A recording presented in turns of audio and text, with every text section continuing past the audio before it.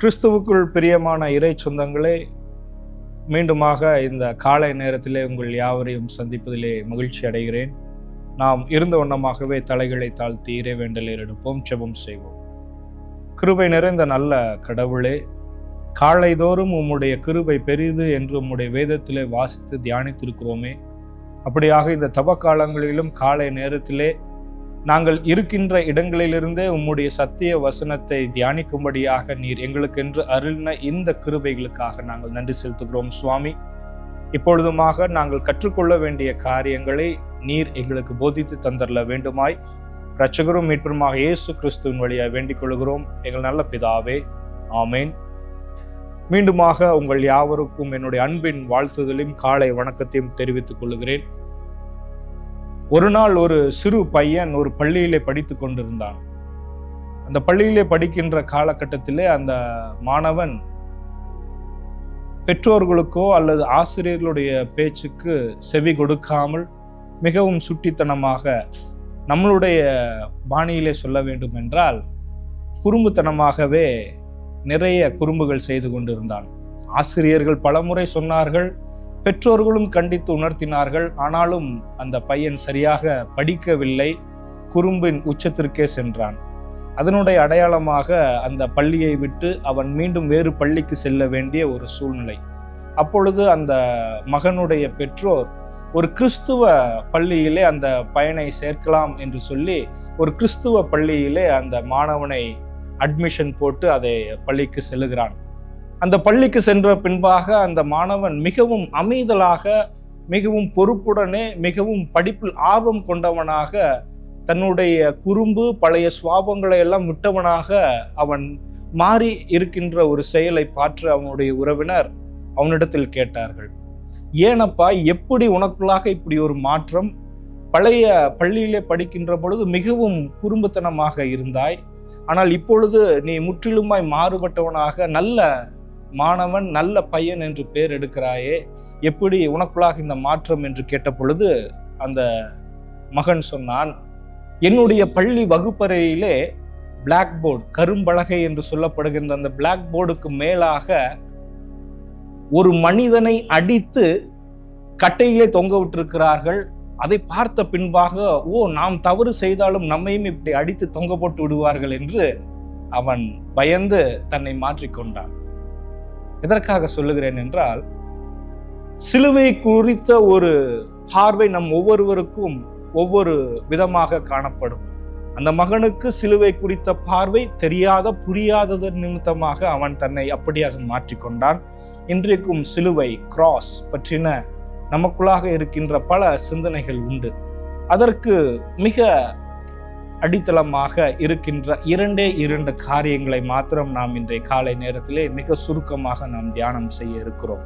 சிலுவை பற்றின காரியங்கள் வேதத்திலே பல கோணங்களிலே சொல்லப்பட்டிருந்தாலும், சிலுவை என்பது ஒரு தண்டனையின் சின்னமாக ரோம அரசின் காலத்திலே சொல்லப்பட்டது.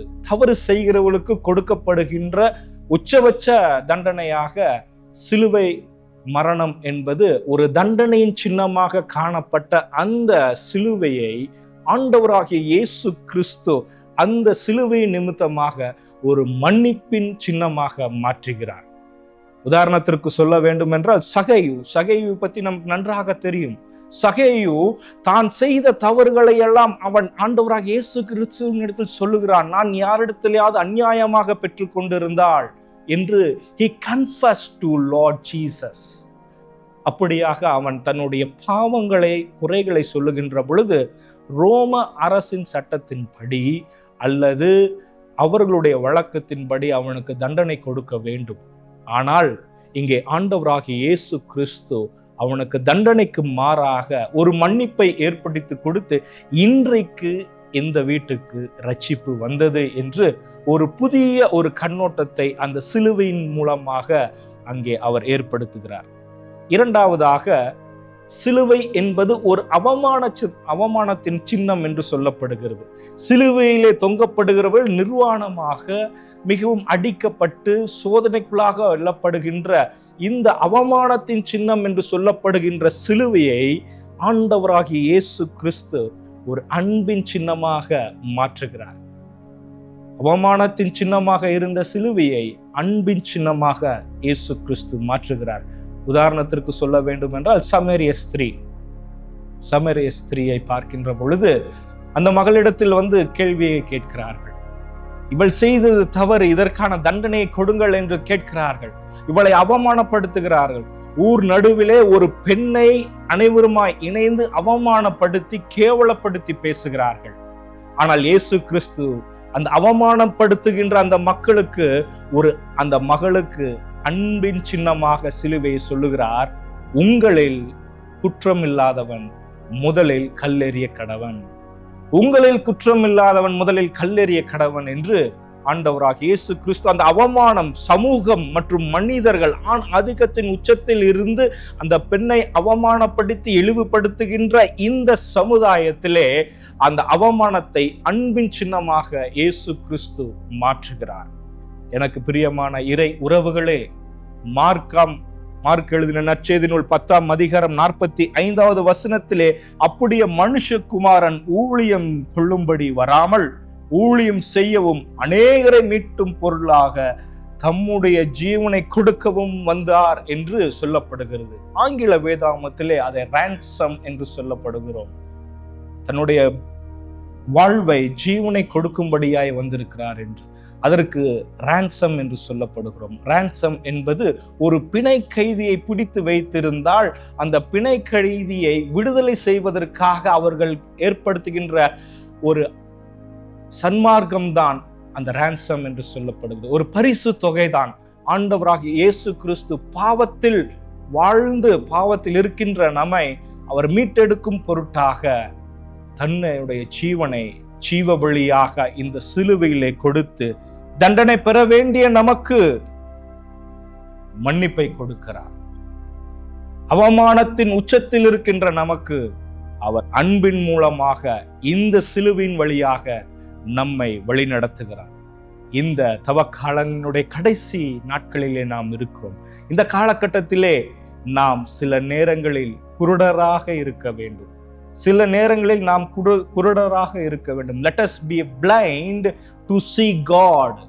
நாம் குருடராக இருக்க வேண்டும், கடவுளை பார்க்க. செவிடராக இருக்க வேண்டும், ஆண்டவருடைய சத்தத்தை கேட்க. Let us be deaf to hear God's word. சிலுவை என்பது ஆங்கிலத்திலே cross என்று சொல்லப்படுகிறோம். cross. Sometimes we need to cross the line. Sometimes we need to cross the traditions. Sometimes we need to cross the boundaries to help each other. மற்றவர்களுக்கு உதவி செய்யவும், மற்றவர்களுக்கு நன்மை செய்யவும், மற்றவர்களை சிநேகிக்கவும் சில நேரங்களில் நாம் கோடு போட்டிருக்கின்ற அந்த கோடை நாம் கடந்து செல்ல வேண்டிய சூழ்நிலையில் இருக்கிறோம். Let us cross the boundaries. இந்த தவ காலங்களிலே, இன்னும் வருகின்ற நாட்களிலே நாம் இதே போல நம்மளுடைய வாழ்விலும் பல தடைகளை தாண்டி கடவுளுடைய சமூகத்தை உற்று பார்த்து பல மக்களுக்கு நன்மையும் ஆசீர்வாதம் அளிக்கிறவர்களாக இருப்போம். கண்களை மூடி இறைவேண்டல் இருப்போம். நசரேயனாகிய இயேசு கிறிஸ்துவே, தவ காலங்களிலே உம்முடைய பாடுகள், உம்முடைய சிலுவை, உம்முடைய மரணம், உம்முடைய தியாகங்களை எல்லாம் நாங்கள் ஒவ்வொரு நாளும் கேட்டோம். அதற்காக நன்றி செலுத்துகிறோம் சுவாமி. இதோ இந்த 2026ஆம் ஆண்டையும் கூட நாங்கள் அசட்டியாய் எண்ணாதபடி கருத்துடன் விழுத்துடன் நாங்கள் செபித்து உம்முடைய சமூகத்தை நாடவும், மீண்டும் உம்முடைய சிலுவையின் நிழலிலே நாங்கள் தஞ்சம் அடையவும் நீர் எங்களுக்கு தொடர்ந்து கிருபை பாராட்டி தந்தரல வேண்டுமாய் இயேசு கிறிஸ்துவின் வழியாய் வேண்டிக் கொள்கிறோம் பிதாவே. ஆமென். Thank you all. God bless you.